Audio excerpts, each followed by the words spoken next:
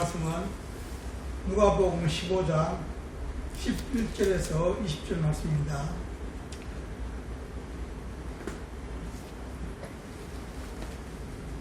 다 같이 공독하겠습니다.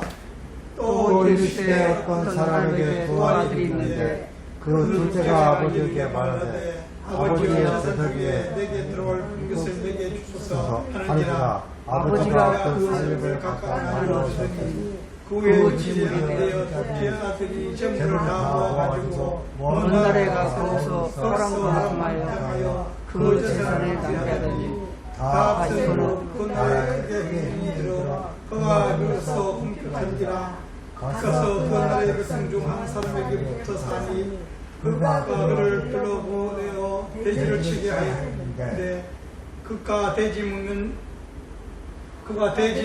일을 내려쳐고자 하되 줄서 없는지라. 이에 스스로 돌이켜 내 아버지의 양식하는 품꾼이 얼마나 많은가. 나는 여기서 죄어 죽는구나. 내가 얼마나 가서 이르기를 아버지 내가 하나님과 죄를 지었사오니 지금부터는 아버지의 아들이라 이름을 감당하지 못하겠나이다.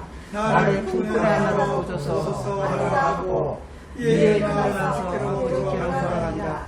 아직도 거리가 먼데 아버지가 그를 보고 시름이 여겨 하여가 목을 안고 입을 맞추리. 아멘. 자, 우리 지난 시간에 이 누가복음 15장 말씀을 가지고 아버지의 아들의 비유에 대해서 첫 번째 세 가지 비유라는 제목으로 예수님께서 이방 나라인 사마리아에 찾아가셔서 세리와 죄인들을 영접하고 음식을 함께 먹는 것을 예수님께서 세 가지를 비유로 말씀하셨다고 했습니다. 그 세 가지 비유 중에서는 잃어버린 양과 잃어버린 드라크마, 잃어버린 아들이 잃었다가 다시 주인과 아버지가 다시 찾아서 기뻐한다는 내용이겠습니다. 그리고 그 비유의 말씀을 위하여 죄인 한 사람이 회개하며 돌아온다는 말씀을 우리가 볼 수 있었습니다. 그래, 이 세 가지 비유는 뭐입니까? 죄인 한 사람이 하나님께 아버지께 돌아온다는 것으로 비유하고 있었던 것을 알 수가 있는 것입니다. 그러니까 이 말씀을 잃어버린 양과 드라크마와 둘째 아들이 주인과 아버지를 찾은 것이 아니라 주인이 아버지가 양과 드라크마와 둘째 아들을 찾아서 기뻐하며 잔치를 벌였다는 것을 우리는 알 수 있는 것입니다. 그러니까 이 말씀은 우리의 주인신 하나님 아버지께서 잃어버린 양들, 하나님의 백성들을 찾아서 이 세상 이방 나라에 내려오셔서 죄인들인 우리들에게 생명의 양식인 예수 그리스도의 살과 피를 먹이시며 천국 잔치를 베푸시는 하나님 아버지께서 우리에게 주시는 복음의 말씀이라고 했습니다. 오늘은 아버지와 아들의 비유의 두 번째로 방탕한 아들의 비유라는 제목으로 둘째 아들의 방탕한 삶을 통하여 우리에게 주시는 하나님의 복음이 무엇인지 알아보도록 하겠습니다. 오늘 본문에 보면은 어떤 사람이 두 아들이 있는데 둘째 아들의 아버지께 가서 자기에게 돌아올 분깃을 미리 달라고 하는 것을 볼 수 있습니다. 그런데 아버지께서는 두 아들에게 각각 재산을 나누어 주었습니다. 그런데 둘째 아들은 그 재물을 다 모아가지고 먼 이방 나라로 가서 그런 방탕하여는 삶을 사는 것을 말씀하고 있는 것입니다. 오늘 이 말씀을 통해서 하나님의 복음이 어떻게 감추어져 있는가 오늘 말씀을 통해서 알아보도록 하겠습니다.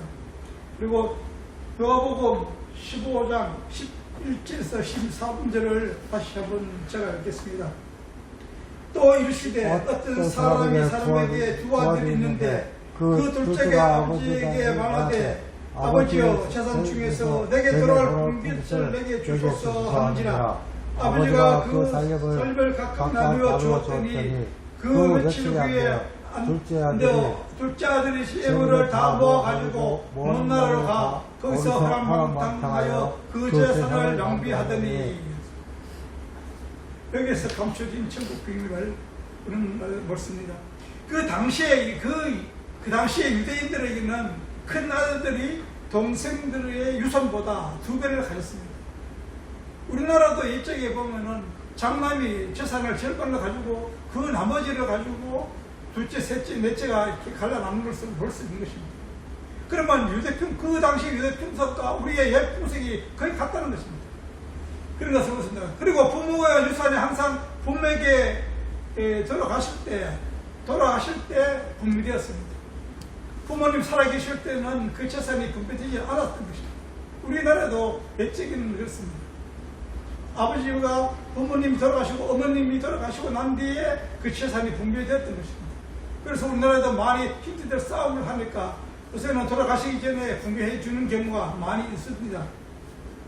혹시 부모가 살아계셨다 해도 하나님께 그 부모가 살아계실 때 자식들에게 그 재산을 분배해 줬다 해도 그리고 그래도 그 재산은 소유권과 처분권과 행사권은 여전히 부모가 갖고 있는 것입니다.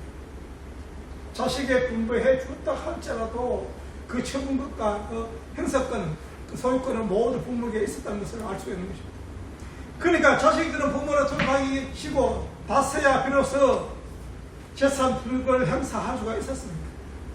그런데 이 둘째 아들은 부모가 돌아가시기 전에 그것을 재산을 다 팔아주고 도와주고 어떻게 합니까? 그 재산권을 자기가 처분권을 행사한 것입니다. 그러면서 뭡니까? 아버지가 죽으라고 한 것과 같은 것이었습니다. 아버지가 부모님이 돌아가셔야만이 그것을 처분권을 행사할 수 있는 자들인데 그 돌아가시기 전에 둘째 아들은 모두 그 팔아서 처분해서 그 재산을 가지고 아버지를 떠나 먼 이방 나라에 가서 허랑방탕한 삶을 살았다는 것입니다. 그러면서 우리는 이 말씀을 통해서 우리에게 주시는 메시지가 무엇인가 알아야 되는 것입니다. 누가복음 15장 17절과 24절을 17절과 22절에서 24절을 제가 읽겠습니다. 예수께서 스스로 돌이켜 이르되 내 아버지에게는 양식이 풍족한 족벌이 얼마나 많은가 나는 여기서 굴에 죽는구나. 22절에서 24절입니다. 아버지는 종들에게 이르되 제일 좋은 옷을 내어다가 입히고 손에 가락지를 끼고 발에 실을 신기라. 그리고 살찐 송아지를 끌어다가 잡으라. 우리가 먹고 즐기자. 이 내 아들이 죽었다가 다시 살아났으며 내가 잃었다가 다시 얻어놓아 하니 그들이 즐거워하더라. 여기 보면 아버지께서 양식이 풍부한 종들도 많았다고 하는 것입니다.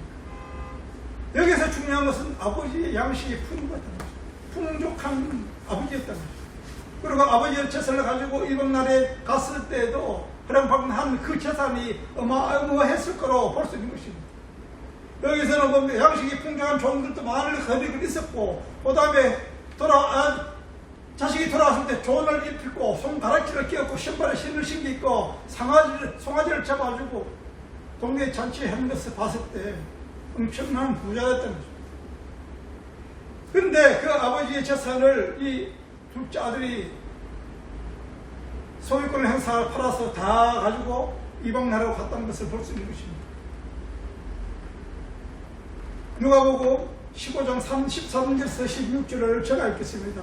그 후 며칠이 안 되어 둘째 아들이 재물을 다 모아가지고 먼 나라 가 거기서 허랑방탕하여 그 재산을 낭비하더니 다 없앤 후 그 나라에 크게 흉년이 들어 그가 비로소 궁핍한지라 가서 그 나라 백성 중 한 사람에게 붙어 사니 그가 그를 들러보내어 돼지치게 하였는데 그가 돼지 먹는 지엄님을 배를 쳐고자 하되 준 자가 없는지라. 이 둘째 아들은 자기에게 풍성히 하나님께서 주신 아버지의 재산을 갖고 와서 허랑방탕하고 쓰고 방배한 후에 먹을 것이 없을 때 이방인들에게 개 취급도 하지 않는 이방인들의 돼지치기를 하고 있습니다. 우리에서 돼지치기를 하고 있었다는 것입니다. 이 말씀은 최악으로 떨어졌다. 최악으로. 이방 나라에서 개 취급도 하지 않는 이방 나라에 가서 그 나라에서 돼지 취급을 방해했다는 것입니다. 우리가 전문쪽에서 보니까 이 세상은 돼지 우리에서 돼지 일모, 우리가 추구하는 것은 돼지 일모라고 합니다. 이것이 둘째 아들인 것입니다. 저와 여러분이 이 둘째 아들을 지금 상징적으로 말씀하고 있는 것입니다. 그래서 파멸의 상태인 것입니다. 그래서 이방인의 종이라는 것이죠. 우리는 이 하나님 아버지를 떠나서 이 마귀의 종으로 살아가는 그 모습을 지금 이 둘째 아들로 말씀해서 지금 비유적으로 말씀하고 있는 것입니다. 그 당시 유대인들은 약 400명이 이방 나라에 흩어져 살았습니다. 그런데 그들은 아주 철저한 민족주의자들이었습니다. 그래서 자기들이 주어진 이방 나라에서 자신들이 동족인 유대인들이 어려움을 당할 때나 너나 할 것 없이 힘을 합해서 도와주는 형국이었습니다. 그런 민족성을 갖고는 강한 이스라엘 민족이었는데, 그런데도 이 둘째 아들은 어찌된 것이 그들의 도움을 받지 못했다는 것을 알 수가 있는 거죠. 그러니까 이 둘째 아들이 유대인들을 위해서 목숨처럼 지키던 선민 사상 안에서 신앙생활도 제대로 하지 않았다는 거죠. 신앙생활을 했을 것 같으면 어느 모임의 장소, 예배당에 갔으면 그 도움을 받을 수가 있었다는 것입니다. 그런데 이 둘째 아들은 그런 도움을 받지도 못했다는 것입니다. 그래서 이방 나라의 돼지치기로 살 수밖에 없는 형편이었던 것입니다. 이러한 삶이 바로 아담 안에서 이 세상 돼지우리에서 살아가고 있는 저와 여러분의 삶을 말씀하고 있는 것입니다. 여러분, 우리는 돌에 맞아 죽어야 할 둘째 아들의 모습을 통하여 아담 안에서 구원받기 전 우리들의 옛 모습을 바라볼 수 있어야 됩니다. 그러면은 이러한 둘째 아들의 허벌한 방탕한 삶을 어떤 삶인지 우리는 한번 말씀을 통해서 알아보도록 하겠습니다. 우리의 삶은 어떤 삶이었습니까? 창세기 1장 26절에 보면 이렇게 말씀하고 있습니다. 하나님이 이르시되 우리의 형상을 따라 우리의 모형을 따라 우리가 사람을 만들고 그들로 바다의 물고기와 하늘의 새와 가축과 온 땅과 땅에 기는 모든 것을 다스리게 하자 하시고, 이렇게 하나님께서는 우리를 하나님의 형상으로 창조하셨습니다. 그리고 천지 만물을 다르게 하셨습니다. 그리고 하나님께서는 우리들이 하나님의 형상을 유지할 수 있도록 무엇을 계속해서 하나님의 생기를 공급해 주셨다는 것을 우리는 알 수 있는 것입니다. 창세기 2장 7절에 보면 여호와 하나님이 땅의 흙으로 사람을 지으시고 생기를 그 코에 불어 넣으시니 사람이 생명이 되니라고 말씀하고 있는 것입니다. 하나님의 자녀들에게는 하나님의 생기가 항상 공급되고 있었습니다. 그래서 하나님의 떠난 자들의 하나님의 형상이 파괴된 것입니다.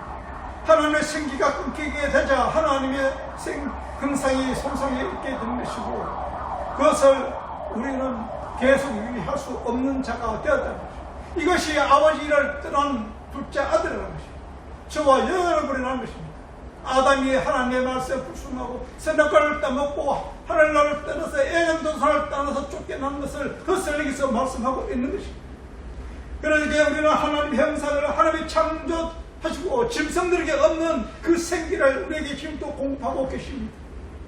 예수 그리스도의 십자가 죽은 후에 하나님께서 우리에게 보내주신 보혜사 성경으로 인해서 우리에게는 지금 생기를 우리는 공급받고 있는 것입니다. 그러니까 하나님께서는 우리의 짐승들처럼 살아있으나 생명이 없어진 자들이 죽어가는 자들이 아니라 하나님의 생기를 계속적으로 공급받는 생명 있는 자들로 살아가게 하신 것입니다. 그러기 이것이 우리의 노력으로 된 것이 아니라 오직 하나님의 은혜로 된 것을 우리는 알아야 되는 것입니다. 그래서 아담이 에덴 동산에서 하나님의 생기를 계속 공급받고 있을 때는 하나님이 이 공급하심으로 해서 아담은 아무 일도 하지 않았습니다.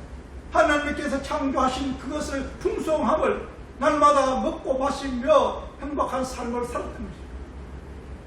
그래서 아담이 하나님의 말씀을 불순종하여 하나님을 떠나서 이 세상 이방 나라로 쫓겨났을 때는 하나님이 주신 그 풍성함이 끊기게 된 것이고, 생명력이 생기가 끊기게 되심으로 해서 하나님께서 우리에게 주신 그것을 제한적인 그 안에서 아담은 살 수밖에 없었습니다. 그것이 둘째 아들이라는 것입니다. 창세기 17장 19절을 제가 보겠습니다. 아담에게 이르시되 내가 내 아내 말을 듣고 내가 내게 묻지 말한 나무의 열매를 먹어줘. 땅은 너로 말미암아 전리를 받고 너는 내 평생에 수고하여야 그 소산을 먹으리라. 땅이 내게 가시덤불과 엉켜리를 낳을 것이라. 낼 것이라. 내가 먹을 것을 밭에 세서인즉 내가 흙으로 들어갈 때까지 얼굴의 땅을 흘려야 먹을 것을 먹으리니 내가 그것에 취함을 입었으리라. 너는 흙이니 흙으로 돌아갈 것이니라 하시니라. 하나님의 떠는 자들에게는 무엇을? 그것이 바로 저주라는 것입니다. 저주고 땅의 흙으로 땅에서 나는 음컴기와 가시덩굴에 인하여 많은 고식을 맺지 못한 것. 우리가 죽을 때까지 땀을 흘려 수고한 것으로 내가 스스로 수고한 것으로 먹고 마시게 된다는 것을 여기서 말씀하고 있는 것입니다.